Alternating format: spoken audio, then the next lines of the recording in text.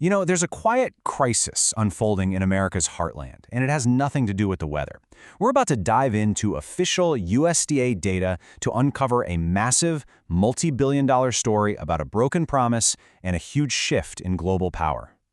And look, this isn't just some random forecast. According to a brand new USDA report, this is the projected value of U.S. farm exports to China that will have pretty much vanished by the end of the 2025 fiscal year. For generations, American farmers were told that feeding China would be their future, their security. Well, that promise is now in tatters. So you gotta ask, right? Where did $7.4 billion go, and what in the world does this mean for the American economy? In this explainer, we're gonna follow the money and uncover the strategic moves that lit the fuse on this crisis.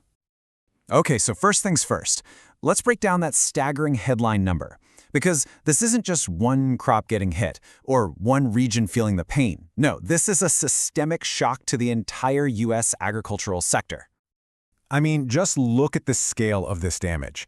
Soybeans, literally the lifeblood of the Midwest, took a $2.7 billion hit. But the pain doesn't stop there, not even close. Corn shipments down by over $1 billion, and we're seeing huge losses in pork and beef too. This wasn't just a market dip, this was a deliberate, across-the-board rejection of American products. Now, to put this all into perspective, a 54% drop in a single year, that's not a market fluctuation, that's an earthquake. This is, and I'm not exaggerating, the steepest decline in modern agricultural history.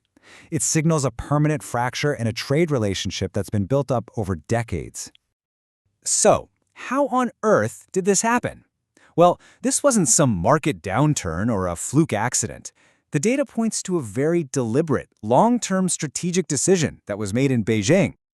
You guys remember that Phase 1 trade deal back in 2020? It was hailed as this huge win, right? It promised stable, predictable demand for U.S. farmers. Well, these 2025 numbers prove it was nothing more than a brief ceasefire. The commitments? Totally abandoned. What we're seeing now looks a whole lot like an unspoken embargo. And this, right here, is what makes this whole situation so different from past trade spats. This isn't about some temporary tariffs. This is what the USDA itself is calling strategic diversification. China has spent years and billions of dollars building a whole new supply network with one goal in mind, to cut America out of the picture. They no longer see the U.S. as a partner, but as their primary rival. So, if China's not buying from the U.S., who are they buying from?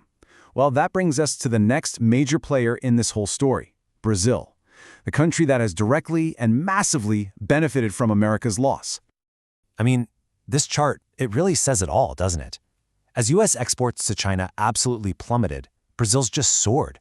It's a total zero-sum game. For every single dollar an American farmer lost, a producer in Brazil gained it. We've literally just witnessed a massive transfer of wealth from one continent to another. So how did Brazil manage to pull this off? How did they just swoop in? Well, it really came down to three key things. First, huge Chinese investment. We're talking billions poured into Brazilian ports and railways. Second, brand new infrastructure, like the BR-163 Soy Highway, which basically erased America's old logistical advantage. And third, it's just plain old currency. A strong US dollar makes our goods expensive, while Brazil's weaker currency makes their exports look like a bargain. All right, so we've been talking big picture, geopolitics, but this stuff isn't just happening on a map. Let's take a look at what this actually means for people on the ground, back in rural America. Imagine this. With their biggest buyer just gone, American farmers are now stuck with a harvest they can't sell.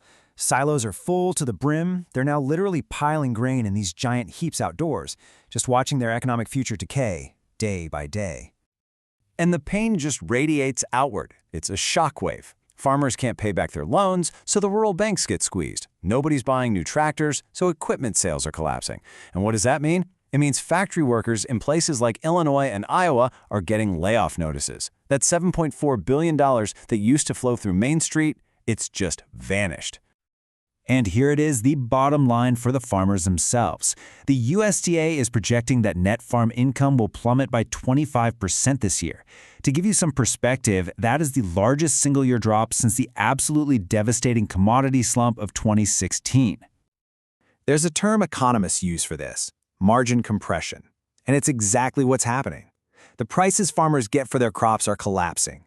But at the same time, their costs for things like seed, fertilizer, and loans are still sky high. That gap in the middle, that's a recipe for financial ruin. And frankly, it's eerily similar to the conditions that led to the devastating 1980s farm crisis. Okay, but we need to zoom out for a second, because this isn't just a crisis for rural America. This has spiraled into a critical issue of national security, and it affects America's standing in the entire world. I want you to just let this sink in for a moment. The United States, the country that has always called itself the breadbasket of the world, now imports more food value than it exports. That is a stunning historic reversal. And it's a blaring alarm bell signaling deep structural problems in our whole system. And that's really the heart of the matter, isn't it? A nation that can't reliably sell its food, or in the long run, even feed itself, becomes incredibly vulnerable. We are, in effect, handing over our food sovereignty to strategic rivals, and that weakens our national security. So where does all this leave us? It leaves us with a final, really tough question. That $7.4 billion? It's gone, and it's probably not coming back. The global trade map has been redrawn.